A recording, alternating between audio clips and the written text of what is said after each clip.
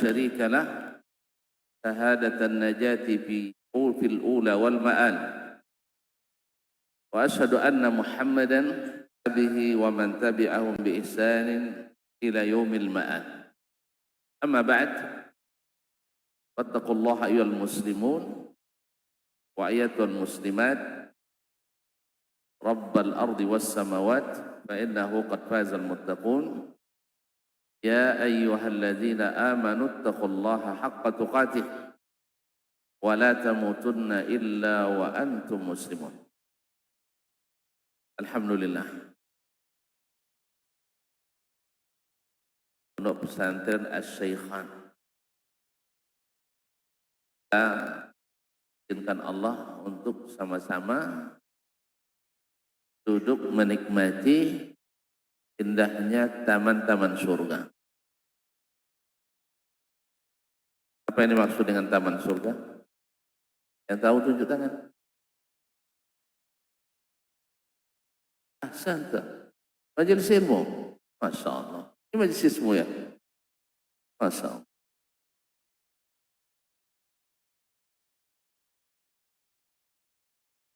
Alhamdulillah masih ada. Assalamualaikum. Kasih hadiah enggak apa-apa? Mau kan? Alhamdulillah. Lu mau kalau enggak? Hah? Apa? Wah, betul. Masya Allah. Iza marartum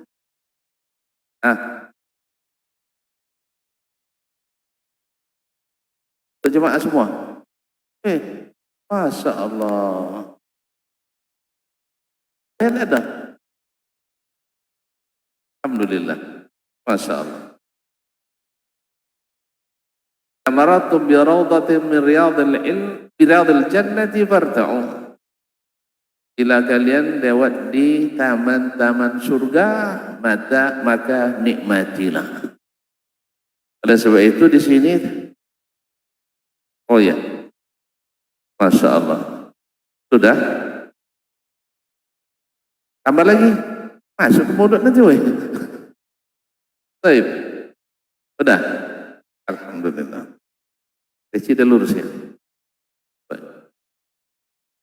Alhamdulillah bersama para masyayikh kita, para asatizah, para ustazat dan para tulabul ilmi. Duduk bersama orang-orang saleh. Duduk bersama orang saleh. Man ahabba qauman usyira ma'ahum. Siapa yang mencintai suatu kaum, nanti di akhirat dikumpulkan bersama mereka. Maka Imam Syafi'i mengatakan, nuhibbus salihina walasna minhum fa inna tashabbuha bil kirami falah. Kita mencintai orang-orang saleh walaupun kita belum saleh, karena menyerupai orang-orang mulia itu adalah keberhasilan. Maka kita cintai syekh-syekh kita ini walaupun kita belum seperti mereka.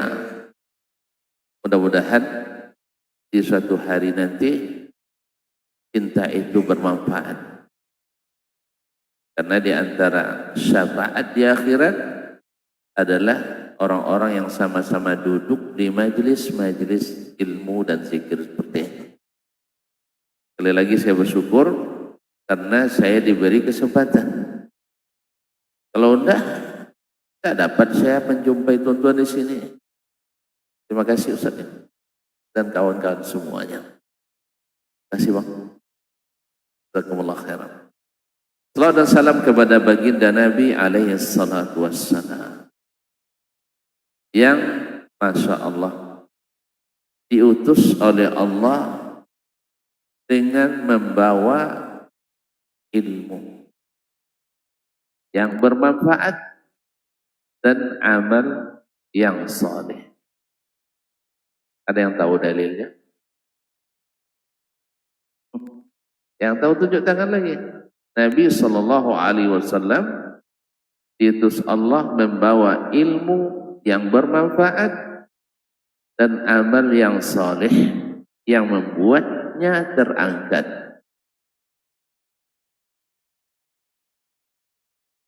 Yang tahu tunjuk tangan?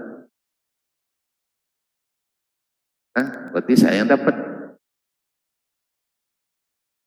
Walladzi arsala rasulahu. Yang tahu tunjuk tangan?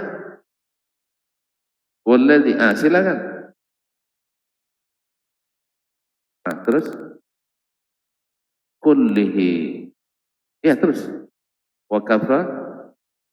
Masya Allah, Masya Allah. Kata luar biasa tuh. Silakan, Masya Allah. Ya, saya tidak bertanggung jawab tentang isinya. Nanti kalau kurang kasih tahu ya. Nah, masyaallah kiram dan Allah. Huwallazi arsala rasulahu bil huda wa dinil haqq. Antara tafsir al-huda wa dinil haqq yang diriwayatkan dari Abdullah bin Abbas adalah al-huda al-ilmun nafi'. Ilmu yang bermanfaat. Wa dinil haqq, agama yang hak adalah al-amalus salih, amal yang salih. Pertanyaan lagi. Pokoknya yang jadi pemateri antum, saya bertanya-tanya aja. Nah, apa syarat amal itu disebut salih?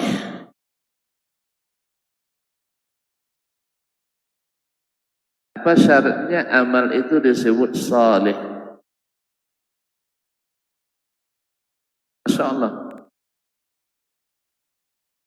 Masya Allah, ikhlas dan ikut contoh. Contoh siapa nih? Salafus salih. Siapa salafus salih itu? Nabi tidak masuk? Nabi dan para sahabat. Masya Allah, fadal ya Syekh. Masya Allah, ini bisa orang tua, nampaknya. Alhamdulillah. Tapi kalau orang tua, orang yang tua dapat balik ke anak juga kan? Ada anak sini? Ada anak antum sini? Yang mana? Yang mana? Ini ya? Sini. Karena ayahnya dapat, anaknya dikasih. Nah, Masya Allah. Ada kisahnya itu. Gara-gara ayahnya orang jujur, anaknya mujur. Mau tahu? Nantilah, jangan semua dulu. Nah, tentu ada anak sini. Mana? Besar anaknya? Kelas berapa? Sini. Masya Allah. Ayah dapat, anak dapat. Tapi kalau anak dapat, ayah tak lah. Ini tampaknya protes dia. Itu ayah saya mana? Mana ayahnya? Sini. Masya Allah. Barakah punya anak nampaknya. Baik. Kita tidak ada aturan mainnya ya. Ini hanya rezeki. Nah, seperti yang saya ceritakan tadi itu, saya kalau pertemuan pertama tatap muka kuliah, saya tanya, dari mana aslinya?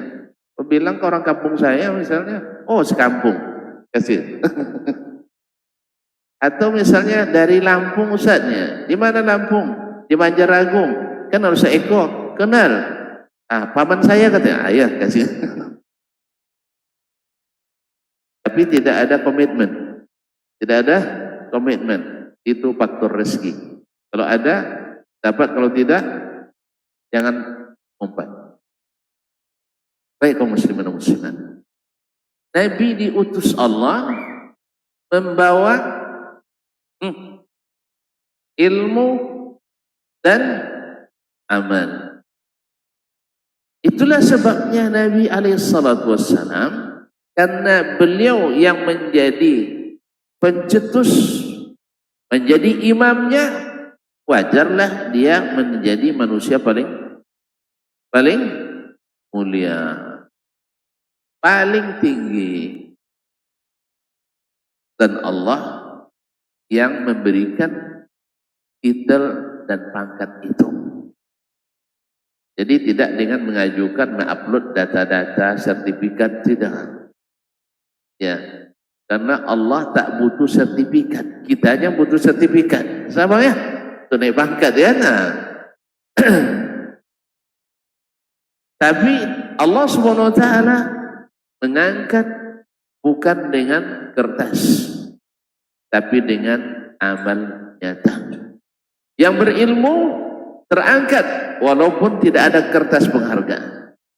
Yang beramal lebih terangkat walaupun tidak ada tanda tamat atau tanda mengerjakan. Oleh itu kaum muslimin dan muslimat dirahmati Allah, jadilah Nabi SAW manusia paling utama. Kenapa? Karena paling berilmu. Ana a'lamukum billah wa atqakum lah, dan paling bertakwa. Siapa yang paling bertakwa? Yang paling banyak mengamalkan perintah Allah, yang paling setia meninggalkan larangan Allah. Karena takwa adalah fi'lu ma amarallah wa tarku ma naha anhu. Takwa itu datang dengan melaksanakan perintah Allah dan meninggalkan larangannya. Baik. Setelah itu para sahabat paham bahwasanya tidak mungkin kita terangkat tinggi kecuali harus belajar dari Nabi Sallallahu Alaihi Wasallam.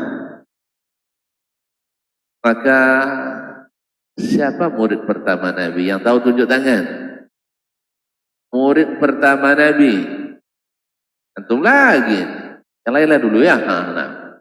Murid pertama Nabi Sallallahu Alaihi Wasallam.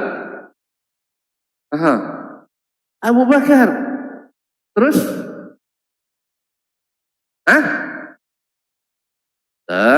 Umar lambat daftarnya. Masih apa sih? Wait and see.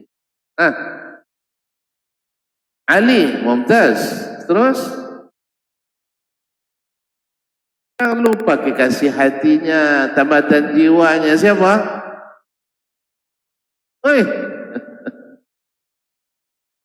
Yang bikin istri yang lain cemburu. Khadijah. Sini saya. Nah. Masya Allah.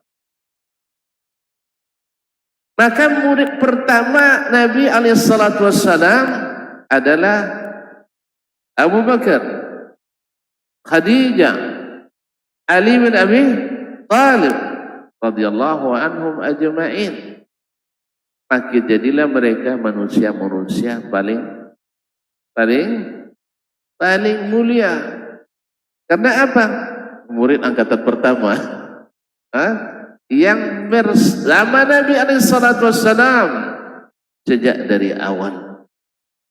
Maka jadilah Abu Bakar radhiyallahu anhu manusia terbaik setelah Nabi Sallallahu Alaihi Wasallam. Dengan apa? Apa yang membuat dia menjadi manusia terbaik setelah Nabi?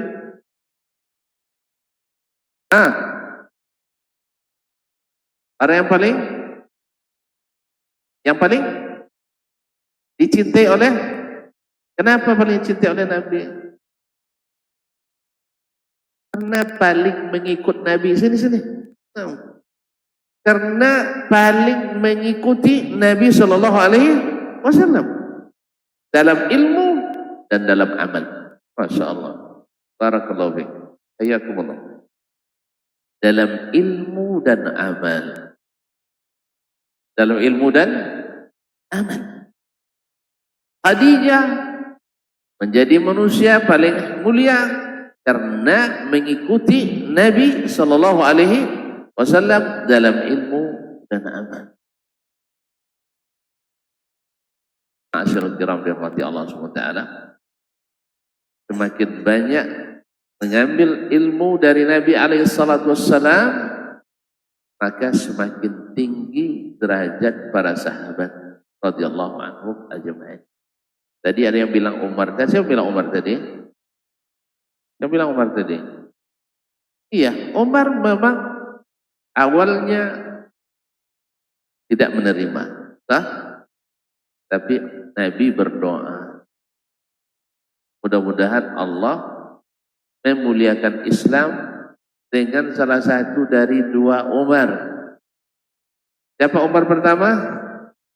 Umar bin Khattab. Umar kedua, Umar ibn Hisham atau Amr ibn Hisham. Tapi Allah pilih di antara keduanya adalah Umar ibn Khattab, yang berpikiran maju, yang berpikiran terbuka, karena tidak berpikir memakai ilmu mantik dan filsafat, tapi dia memakai ilmu wahyu Al-Quran dan Sunnah.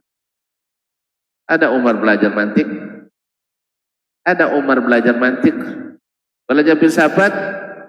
Dah. Maka kalau tuan-tuan, adik-adik semua ingin berpikiran lapang, wawasan luas, maka pilihlah ilmu yang dengannya Nabi dan para sahabat diangkat tinggi sekali. Sah? Nabi alaihi salatu wassalam mendapatkan ilmu wahyu. Karena ilmu wahyu itu pasti benarnya, pasti barakahnya. Sebab apa? Ada yang tahu? Kenapa wahyu itu pasti benarnya? Masya Allah, mumtaz. Karena datang dari Allah. Sini sayang. Nah, karena Allah Maha mengetahui dan Maha hikmah. Masya Allah. Tak boleh salam, kan? Masya Allah. Dia ikut yang sebelumnya. Nah, ma'asyiral kiram. Apa saya bilang tadi? Apa saya bilang terakhir?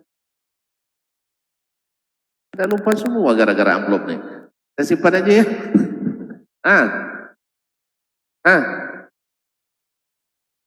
Kan jawaban dia tadi.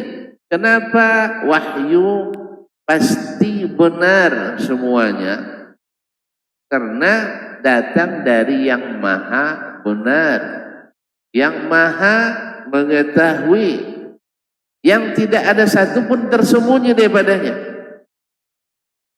Makanya kalau datang Al-Quran dan hadis, maka tidak ada kalam, la kalam. Tapi kalau masih ada yang berbicara, berarti dia belum akan mendapatkan manfaat dari apa yang Allah turunkan dan yang Nabi ajarkan sallallahu alaihi wasallam.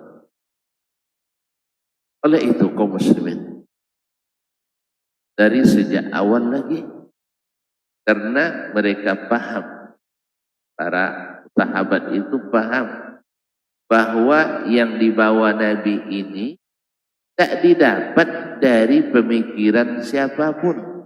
Tak pikiran barat, tak pikiran timur, tak utara, tak selatan. Maka mereka berlomba-lomba untuk mempelajarinya, menghafalkannya, kemudian mengajarkannya, dan pada semuanya ada kebaikan. Siapa manusia terbaik menurut hadis?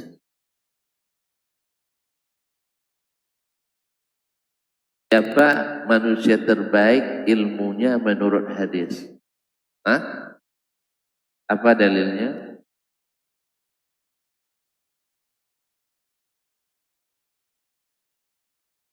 Awal hadisnya khairukum Yang tahu tunjuk tangan, jangan jawab. Khairukum. Jangan dijawab. Kalau enggak jawab enggak dapat.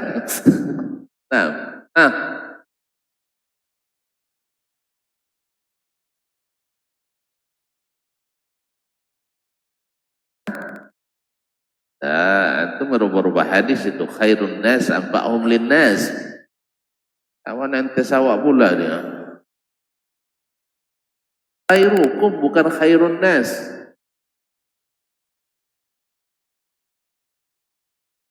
Salah.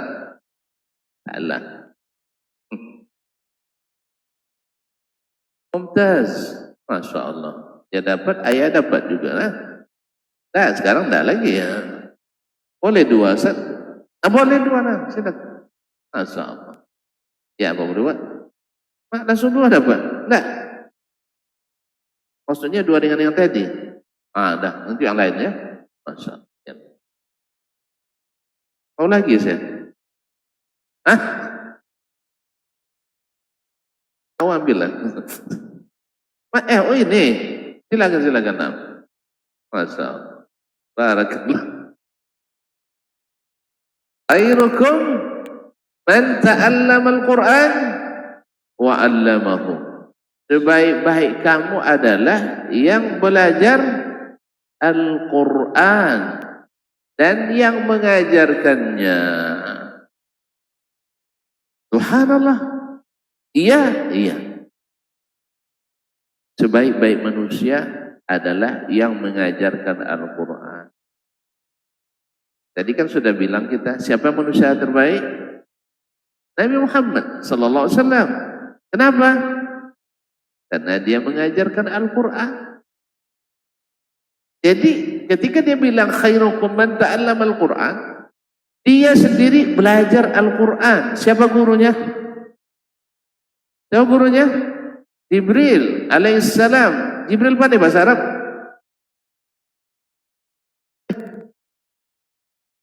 Jibril pandai bahasa Arab? Baik, yang tahu dalilnya dari Al-Quran.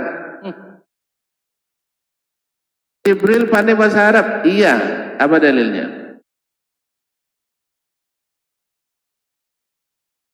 Subhanallah. Saya tunjukkan awalnya. Nazala bihir ruhul amin. Belum sampai hafalannya ya. Ala qalbika litakuna minal munzirin. Tak nyambung juga. Bilisanin arabiyyin mubin. Turun Al-Quran itu dibawa oleh Ar-Ruhul Amin. Siapa Ruhul Amin? Jibril. Jibril alaihissalam. Ala qalbika, memasukkannya ke dalam hatimu.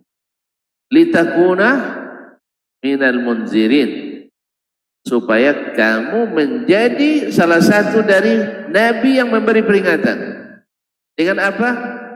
Bilisanin arabiyyin mubin. Dengan bahasa Arab yang menjelaskan. Catat kalimat menjelaskan.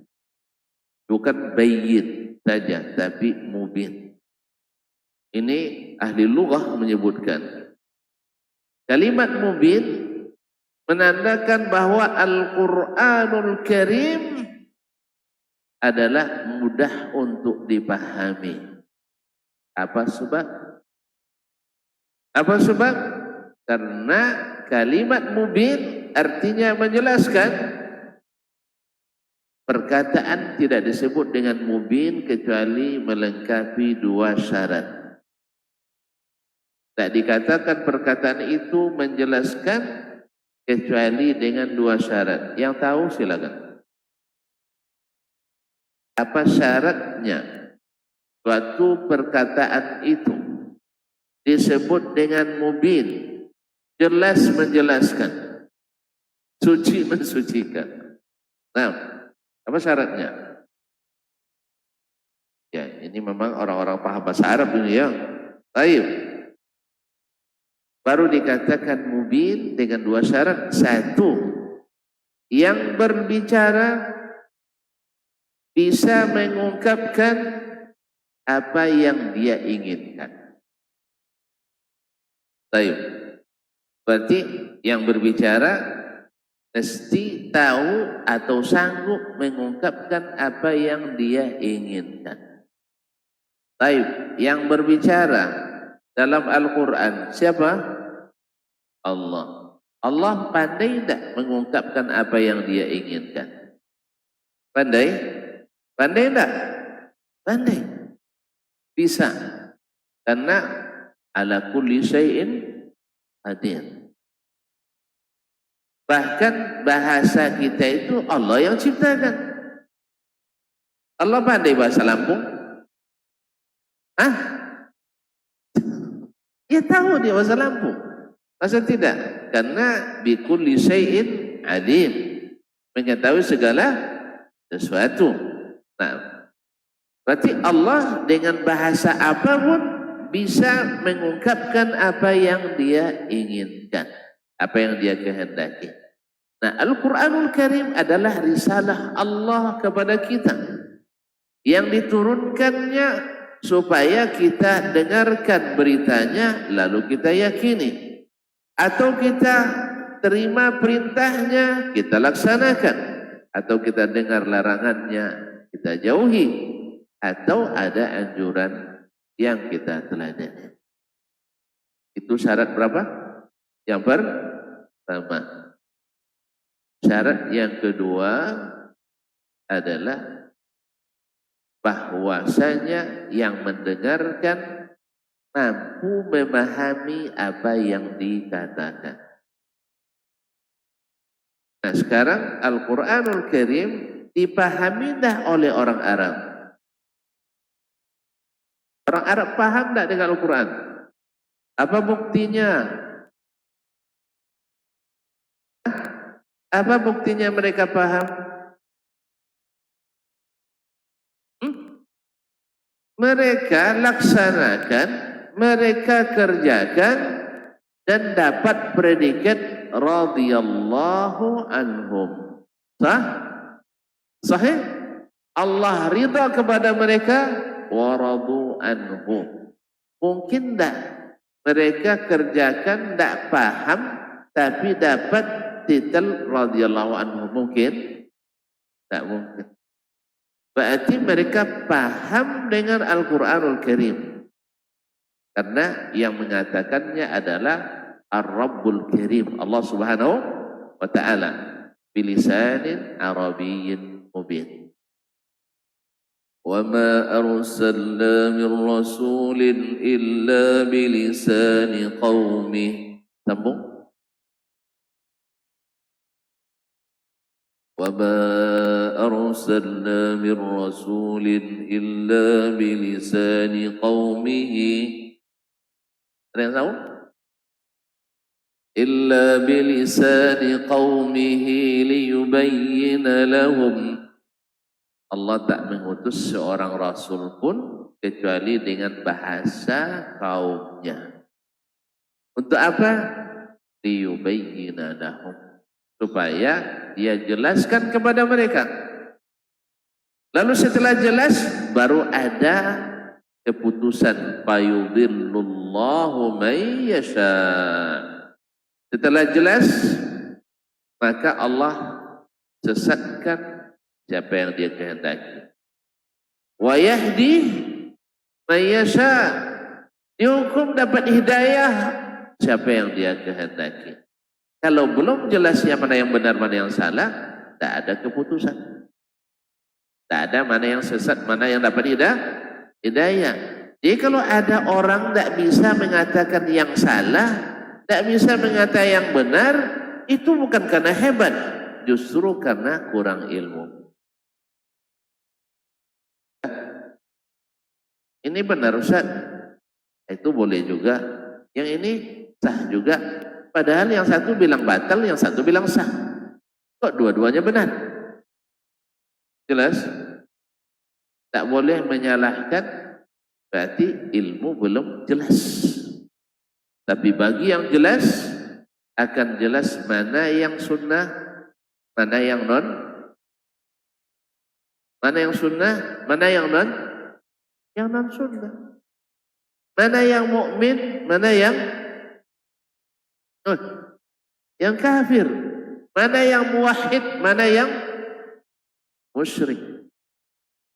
Makanya agama ini jelas sejelas-jelasnya. Betullah Nabi SAW katakan, taraktukum alal bayda. Aku tinggalkan kalian di jalan yang terang benderang. Lailuha kanahariha. Malamnya saja seperti siang. Malamnya saja terang seperti siang. La yazighu anha illa halik. Tak melenceng sedikit pun daripadanya kecuali orang yang binasa. Baik. Nah, para sahabat radhiyallahu anhum, mereka cepat melaksanakan, dapat ilmunya mereka laksanakan, sehingga cepat pula keluar penghargaan. Keluar penghargaan, sehingga mereka menjadi generasi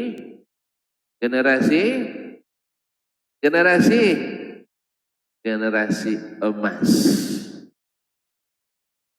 Sekarang Ustaz nak tanya karena anda semua, masa keemasan Islam itu kapan? Yang tahu angkat tangan. Apa makna masa keemasan? Masa umat Islam paling maju, paling hebat, paling mulia.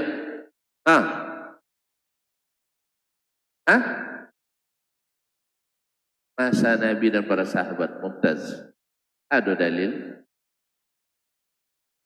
Kalau tidak ada dalil, ada bukti. Nah, sini dulu. Saya bantu nanti jawabnya. Masya Allah, tabarakallah. Ini semakin ke bawah semakin tipis nih. Ya, saya tidak bertanggung jawab. Ya. Nah, ada buktinya. Ada buktinya. Zaman sahabat itu zaman paling maju. Ada bukti. Balik lagi. Silakan. Ada buktinya kaum muslimin. Tuan dan perempuan yang saya muliakan. Kapan dikatakan sekolah ini maju?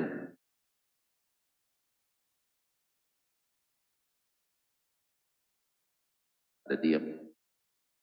Kapan dikatakan negara ini maju? Apa indikasinya?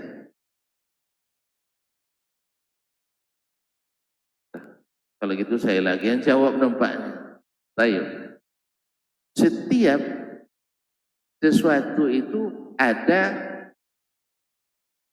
dasar berdirinya, visi, misinya. Sah? Yang akan dijadikan tolok ukur, dijadikan barometer, indikator tercapai atau tidak, maju atau mundur. Sahih? Sahih? Misalnya negara kita Indonesia, negara maju atau tidak?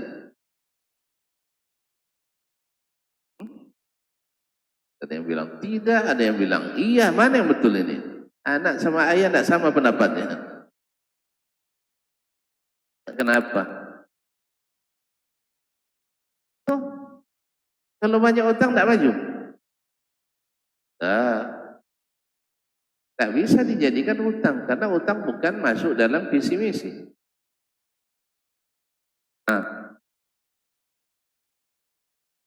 Ternyata kita tidak paham visi misi negara kita.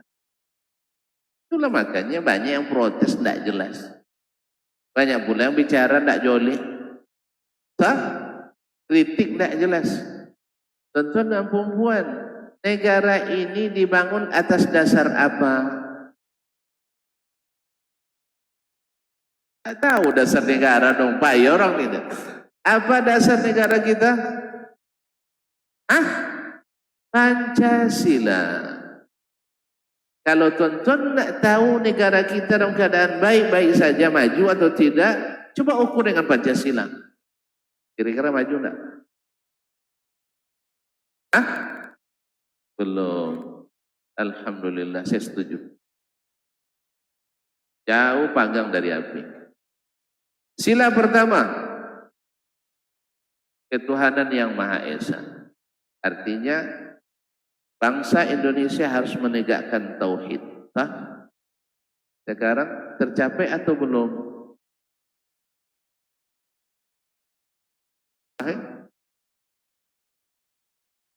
Belum berhasil kita menciptakan orang-orang yang konsisten istiqamah menjalankan agamanya.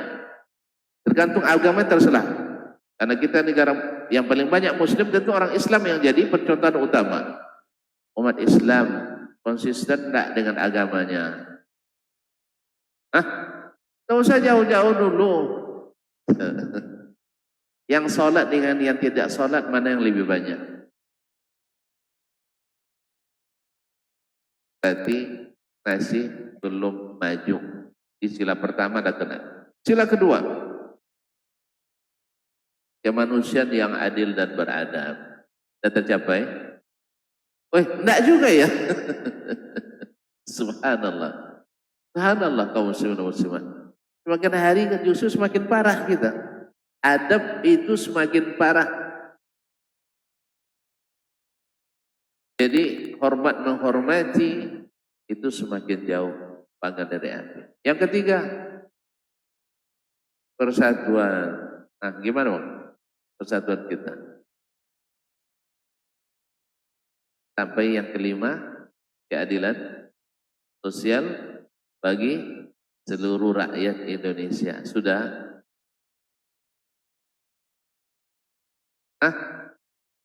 Ingat demo UBI nampak ya? Itu kecil sekali. Ingat pula pagar laut kan? Dan sebagainya. Berarti makanya kita dengan ini mengatakan kita tidak maju. Ada sebagian bilang sulit maju, saya bilang tidak akan maju kalau dengan sistem yang kita. Nah sekarang kita ukur umat Islam. Apa dasar umat Islam? Al-Quran dan Hadis. Baik. Di zaman Nabi SAW tercapai tidak pelaksanaan Al-Quran dan Hadis dengan sempurna? Tercapai? Alhamdulillah. Di ekonomi, walaupun tak kaya, tapi berkecukupan. Sahih? Nah, yang kaya peduli sama miskin, yang miskin hormat pada yang besar, sayang pada yang kecil hormat pada yang besar.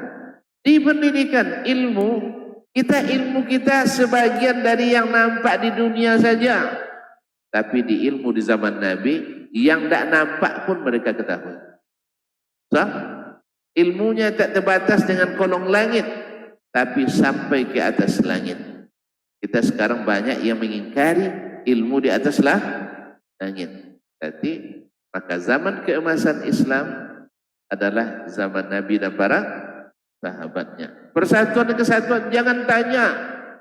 Orang rela berbagi, bukan hanya harta, bahkan bini. Jangan salah paham ya. Ya, biar tidak salah paham, saya tunjukkan kisahnya. Ketika hijrah sahabat-sahabat dari Makkah. Kemana? Ke Madinah. Saya azan. Oh orang nih silakan. Catat dia hijrah ke Madinah. Nah, coba ingat-ingat selama azan ini apa kira-kira yang akan saya tanya. Nah,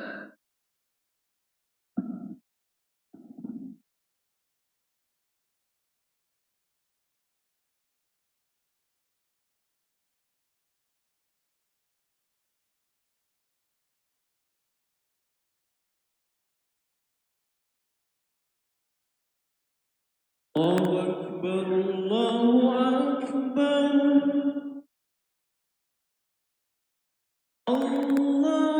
الله أكبر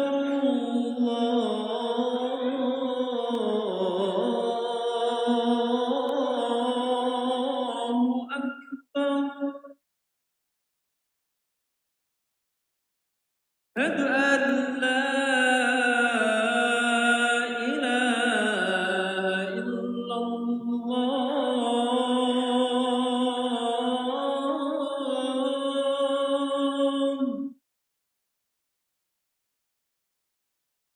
أشهد أن لا إله إلا الله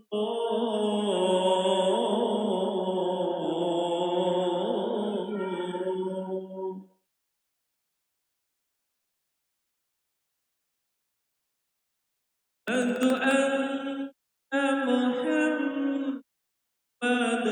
رسول الله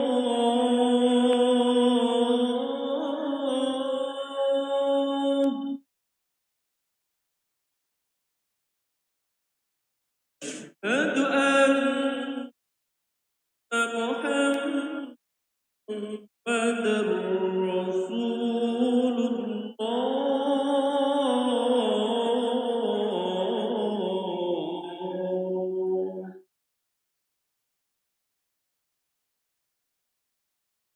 حي على الصلاة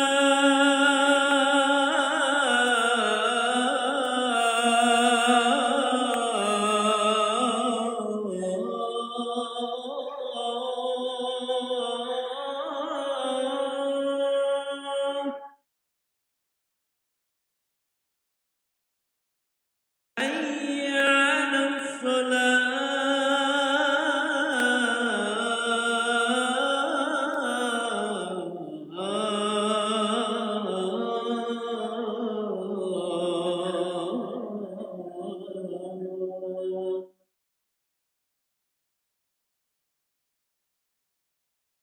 حي على الفلاح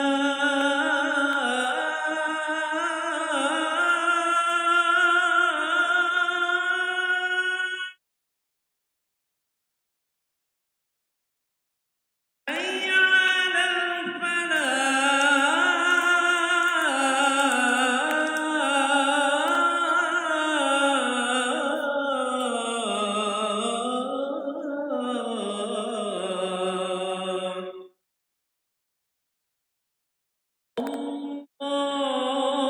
الله أكبر الله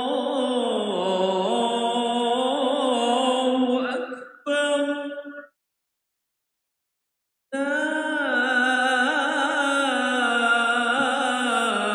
إله إلا الله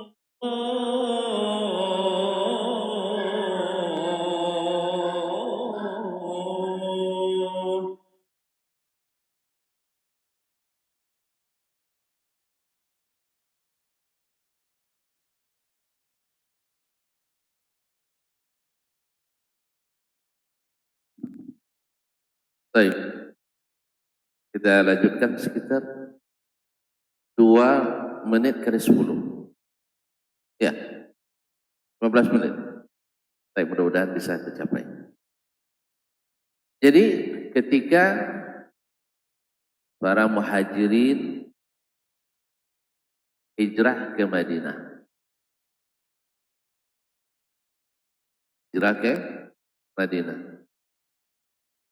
Nabi persaudarakan mereka dengan orang asli Madinah.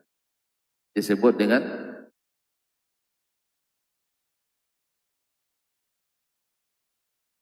orang Ansar.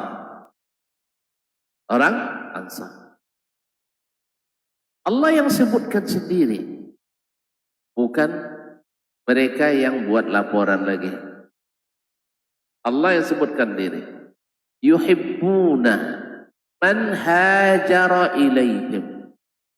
Mereka mencintai saudara-saudara yang hijrah ke tempat mereka. Jelas? Karena apa? ada harapan nanti dapat ini dan itu? Enggak. Wala yajiduna fi sudurihim hajatan mimma utu. Tak sedikit pun terbayang dalam hati mereka untuk mendapatkan imbalan apapun. Ada lagi, wa yu'thiruna ala anfusihim walau kana bihim khasasah. Bahkan mereka mendahulukan saudaranya sekalipun mereka dalam keadaan sulit. Ada di kita. Ada di kita, zaman kita. Hah? Weh, aku aja lah. Yang ada justru mengambil dari tangan saudara. Sah? Berebut-rebut. Sampai itu jadi RT RW pun sekarang sudah berebut. Allah musta'an. Kalau dulu orang di zaman itu ada jabatan pada melarikan diri daripadanya. Kalau sekarang belum lagi ada jabatan, dah berlomba-lomba dan berkelahi untuk mendapatkan. Allah musta'an. Jelas? Karena ilmu yang mengajar mereka berbeda dengan ilmu yang mengajari kita. Allah musta'an. Lalu dipersaudarakan antara para Muhajirin Ansar, di antaranya adalah Abdurrahman ibn Auf. Abdurrahman ibn Auf orang mana? Abdurrahman ibn Auf orang mana? Orang Makkah sini. Nah, Masya Allah. Ini mah santri terkecil ya? Ya, Masya Allah. Ada ayahnya? Ayahnya dong. Nah, mana ayah? Oh, anak yatim. Hah? Anak yatim? Oh, bukan. Tidak datang ke sini beliau. Tadi lupa pula saya tanya. Sampai di mana tadi? Abdurrahman ibn Auf dipersaudarakan dengan Sa'ad ibn Rabi' al-Ansari. Sa'ad ibn Rabi' al-Ansari orang mana? Hah? Orang Madinah. Ahsan, senang. Nah, orang Madinah. Asal Ansari berarti orang Madinah, kecuali Ansari di Indonesia. Kalau Ansari di Indonesia belum tentu orang Madinah. Nah, Sa'ad bin Rabi', Abdurrahman bin Auf, harta bendanya tak bisa dibawa karena ditahan orang Mekah. Berarti datang ke Mekah dengan tangan kosong. Sedangkan Sa'ad bin Rabi' orang kaya di Madinah.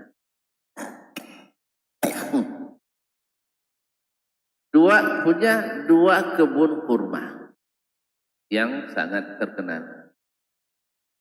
Dan punya dua orang istri. Orang-orang Ansar cantik-cantik kabarnya. Iya. Orang-orang Ansar cantik-cantik. Lalu dia bilang, wahai saudaraku, aku punya dua orang istri. Silakan kau pilih siapa yang engkau inginkan.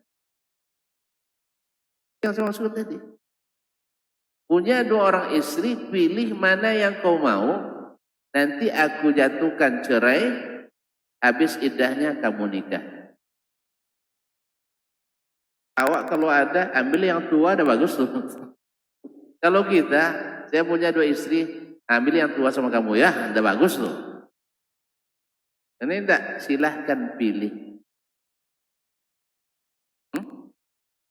Padahal saudara, bukan saudara kandung. Baru digersarakan dengan iman. Ma'asyal kiram. Orang kalau disuruh nikah aja enggak ada sumber penghasilan, kan enggak mau juga Bang ya. Nah, lalu dia paham, saya punya dua kebun kurma. Satu di Tulang Bawang, satu di Banjar Agung. Satu di Banjar Agung, satu di Banjar Bargo misalnya. Masing-masing 10 hektar. Baik, pilih mana yang kau suka. Lihat, kalau sempat kita yang dapat tawaran, gimana? Hah? Ayo ke notaris. Tapi Abdurrahman, kalau saudaramu madu, jangan dijilat sampai licin. Paham? Ini kan madu nih, manis kan? Jangan dijilat sampai licin. Dia punya izzah. Dia tidak minta, diberi.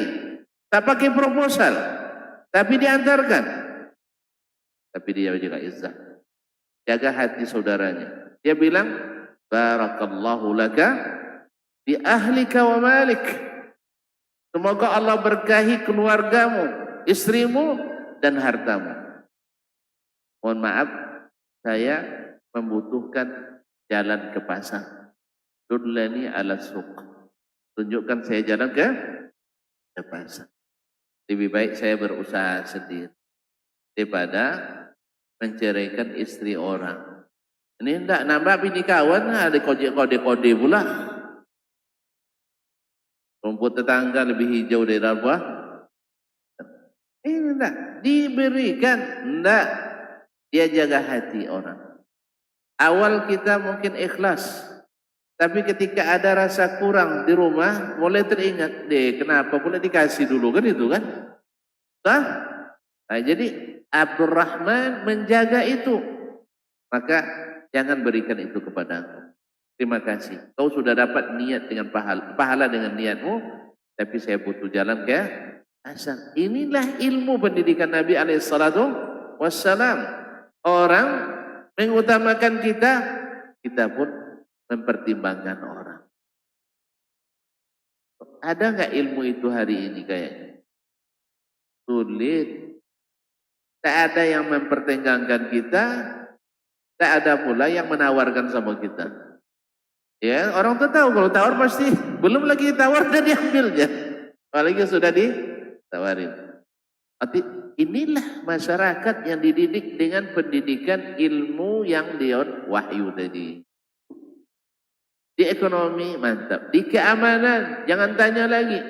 Tak usah di zaman Nabi, hari ini saja di Arab Saudi yang menerapkan Al-Quran dan Sunnah berpemahaman as-salafus saleh, pernah dibuat penelitian oleh Badan Kriminologi Dunia di bawah PBB, maka ditemukan angka kriminalitas 13 tahun di Arab Saudi sebanding dengan 1 menit di kota Chicago, Amerika. Bang, 13 tahun berapa menit bang? 13 tahun berapa menit? Jadi semenit angka kejahatan di kota Chicago, di mana Chicago tadi? Amerika, sebanding dengan 13 tahun di Arab Saudi. Dengan segala kekurangannya, tapi tetap Al-Quran dan Sunnah menempatkan mereka negeri paling aman di dunia. Sampai 2021 masih menempati ranking 2 teraman di dunia.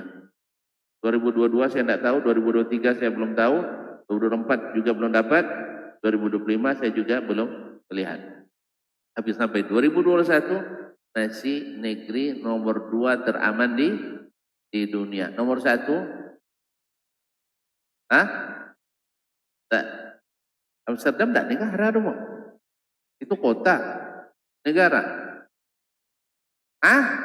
Tidak juga. Ini jangan-jangan dapat duit dari Brunei. Tak. Kepulauan Solomon di Samudra India. Itu masuk ke negaranya pakai chip semua. Dan warganya mungkin sebanyak warga desa kampung saya. Sedikit. Wilayah juga kecil. Wilayah kecil, penduduk sedikit. Kalau Arab Saudi, wilayah daratannya saya 3 juta kilometer. Oleh sebab itu sebenarnya ada perbandingan juga. Apa dengan pendidikan Al-Quran dan Sunnah? Ini dengan segala kekurangan. Bayangkan di zaman Nabi alaihissalatu wassalam. Oleh sebab itu, maka para sahabat ingin mewariskan nikmat yang mereka dapat ini. Mereka wariskan ilmunya kepada generasi setelah. Generasi tabi'in. Bahkan di geran sahabat saja sudah ada yang musafir 3 bulan untuk mengejar satu hadis. Untuk cari satu hadis 3 bulan berjalan ke Mesir. Setelah dapat hadis, kata yang Abu Mas'ud Al-Ansari atau Abu Mas'ud Al-Ansari katakan kepada saudaranya Jabir, istirahatlah dulu. Kan jauh perjalanan. Tidak, saya datang bukan untuk istirahat. Saya datang untuk cari ilmu. Dapat ilmu, balik ke Madinah. Satu hari. Kenapa dia bisa gitu? Karena mahal. Mahal. Hasilnya nampak tadi. Menciptakan keamanan, menciptakan kesejahteraan, menciptakan keadilan. Dan saling. Dan yang penting, generasi sahabat tidak satu pun anggotanya yang tersesat. Tak ada satu pun generasi sahabat yang terlibat aliran sesat. Kenapa? Karena ilmunya wahyu Al-Quran dan Sunnah, tidak belajar filsafat.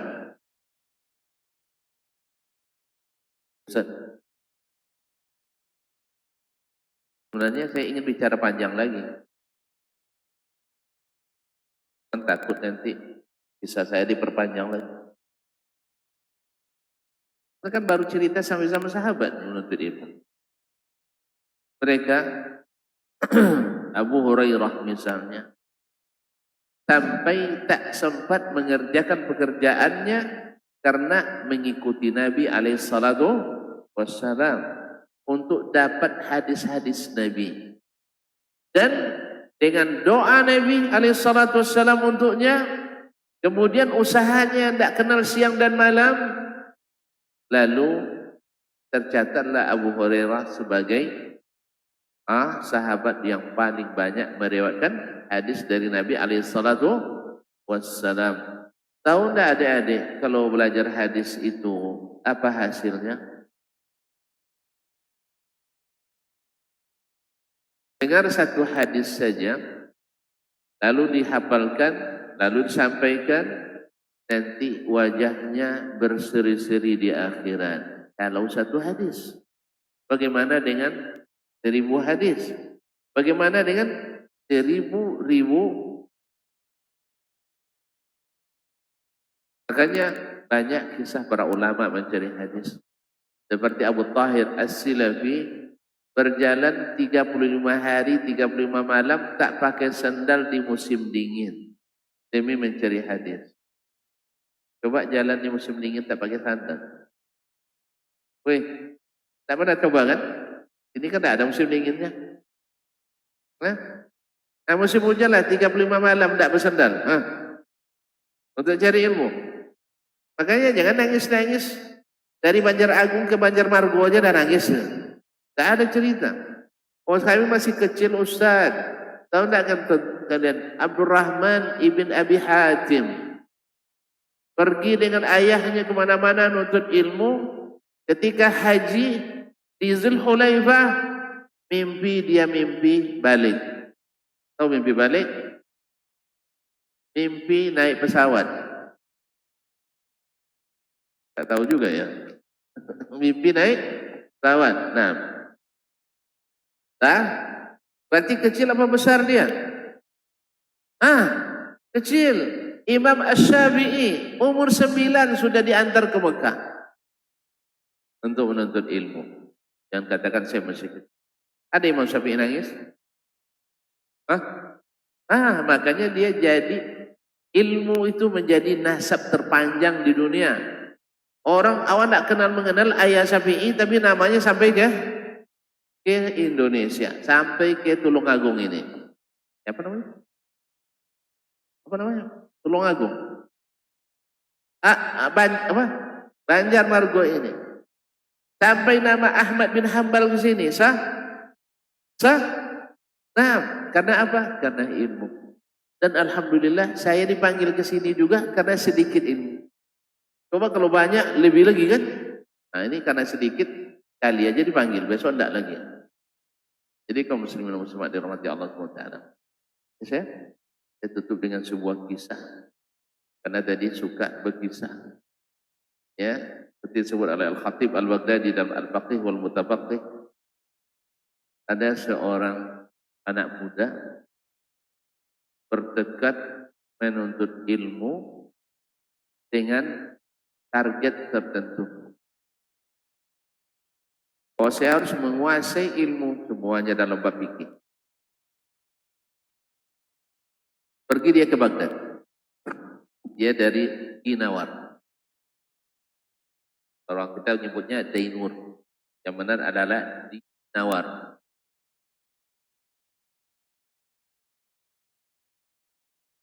Zainuri. Makanya banyak Pak Zainuri di Indonesia. Cepat kepada aslinya Dinawar, jadi Dainuri, berubah jadi Zainuri. Nah, dia datang sampai baru sebulan di Baghdad. Datang kepadanya surat dari kampung. Akhirnya dilema. Dibuka surat, salah tak dibuka. Sebab dia takut, kalau dibuka jangan-jangan perintah pulang, kamu harus menikah. Sah? Padahal belum tercapai cita-cita menuntut ilmu. Akhirnya dia tidak buka. 2 bulan selepas itu datang lagi surat. Berkata-kata hati, jangan-jangan terjadi sesuatu dengan orang tua. Tapi karena dekatnya nuntut ilmu, dia tidak buka itu surat. Sebulan selepasnya datang surat ketiga. Juga dia tidak buka. Saya baru buka surat ini kalau sudah tercapai cita-cita dan visi menuntut ilmu. Allah, terlalu 4 tahun tak datang surat satu pun. Tapi dia sungguh-sungguh belajar. Rasanya 4 tahun itu sudah dia kuasai ilmu dan target yang dia inginkan. Bersiap-siap, dia nak pulang kampung. Biasalah kalau pulang kampung kita sedikit sebanyak beli pula oleh-oleh kan. Misalnya pergi ke Lampung, apa oleh-olehnya? Keripik. Kalau pergi ke Jakarta, apa oleh-olehnya? Tak tahu. Dodol ke Garut kan. Nah, misalnya, ke pasar, belanja pasar.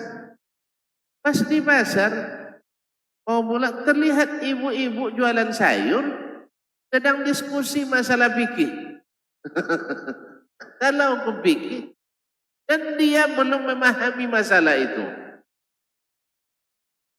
Akhirnya dia batalkan kembali pulang. Dia sambung lagi nuntut ilmu. Nah, saya lupa tadi kenapa dia pulang. Setelah tercapai rasanya, baru dia buka surat. Surat pertama. Apa isinya? Hah? Surat pertama berita tentang ibu ayahnya sedang sakit keras. Ini apa? Oh, uang rupanya. Surat kedua, ayahnya sudah meninggal dunia. Surat ketiga, ibunya dah wafat. Kalau dia buka, jadi dia nuntut ilmu. Begitu, subhanallah, kaum muslimin pada mati Allah, tekadnya mengalahkan hasrat. Hasratnya ingin buka, tapi karena tekad lebih kuat, karena ilmu itu mahal, maka akhirnya dia tak melihat orang tuanya meninggal. Kalaupun dia pulang, tak ketemu juga, karena jaraknya jauh, tak mungkin ditunggu. Tapi kira-kira orang tuanya rugi tak? Untung. Kalau dia pulang mungkin rugi orang tuanya. Makanya kalau kalian kalau sebelum tamat jangan pulang dulu. Libur jangan pulang. 4 tahun. Tak berani. 4 bulan ini dia dah mulai nangis-nangis ya. Padahal kita tiap bulan ada teleponan. Iya. Tiap liburan semester ada pulang. Nah, ini 4 tahun tak menengok-nengok kampung. Tapi betul-betul habis waktu untuk nuntut ilmu. Dan akhirnya dia dapat dan akhirnya menjadi pahala yang mengalir untuk orang tua. Jadi kalian nanti jangan jadi dosa mengalir bagi orang tua, tapi jadi pahala yang mengalir. Dengan apa? Ilmu yang diwahyukan. Al-Quran dan hadis Nabi alaihissalatu wassalam. Dengan luruslah hidup dan kehidupan kita menjadi generasi emas insyaallah ta'ala. Wallahu ta'ala alam. Wassallallahu ala nabiyina Muhammad sallam. Tak ada pertanyaan saya? Tak usahlah, nanti tambah panjang. Ya, kita cukup aja sampai di sini. Dan saya mohon maaf selama berada di sini pada hal-hal yang terlihat tidak bagus atau janggal. Maafkan sajalah. Maafkan ajalah. Kan maaf itu banyak pahala. Ya, jangan disimpan-simpan. Nah, kalau ada yang bermanfaat, maka kembangkanlah. Mudah-mudahan jadi silsilah ilmu yang kita sambung insyaAllah. Jadi nasab saya bersambung pula di kampung ini. Bahwa saya pernah mengajarkan sesuatu yang bisa dimanfaatkan. Mudah-mudahan jadi pahala pula. Dan halal bagi tuan-tuan untuk mengajarkan pada yang lain pula. Karena setiap kita bagikan ilmu itu, kita dapat pahala seperti orang yang mengerjakannya. Dan sebab itu saya berharap mudah-mudahan Allah mudahkan kita mendapatkan ilmu dengan benar dan mengamalkannya juga dengan benar. Wallahu ta'ala alam. Wassallallahu ala nabiyina Muhammad sallam. Terima kasih kepada semuanya. Ya, jajaran pimpinan dan keluarga besar Pondok Pesantren Asy-Syaikhan dan juga kawan-kawan di